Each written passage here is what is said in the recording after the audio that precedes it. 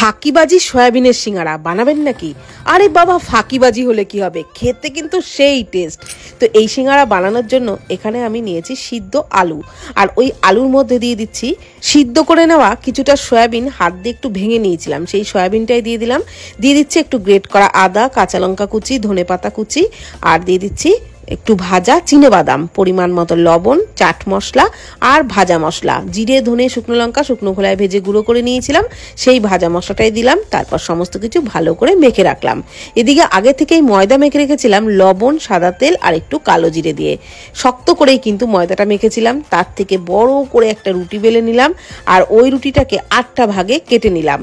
এইবার ওই আলু সয়াবিন মাখার থেকে ছোট ছোট করে বল বানিয়ে নিয়েছিলাম, প্রত্যেকটা ভাগে ওই একটা করে বল দিয়ে দিলাম, আর চারি সাইডে কিন্তু একটু জল লাগিয়ে নিয়েছিলাম। এইবার ওপরের প্রান্তটা নিয়ে নিচের প্রান্তের সাথে মিশিয়ে দিলাম, আর তারপর চারিদিকটা এইভাবে ভাঁজ করে খুব সুন্দর করে মুড়ে এইরকম ভাবে মিনি সিঙ্গারা বানিয়ে নিলাম। সবকটি সিঙ্গারা বানিয়ে নেওয়া হয়ে গেলে কড়াইয়ে সাদা তেল হালকা করে গরম করে নিয়ে সিঙ্গারাগুলোকে ছেড়ে গ্যাসের ফ্লেম মিডিয়াম টু লোতে রেখে উল্টে পাল্টে বেশ মুচমুচে করে ভেজে তুলুন। আর এই সিঙ্গারা শুধুই খেতে দারুণ লাগে, যেমন হয় মুচমুচে তেমনই কিন্তু দারুণ টেস্টি।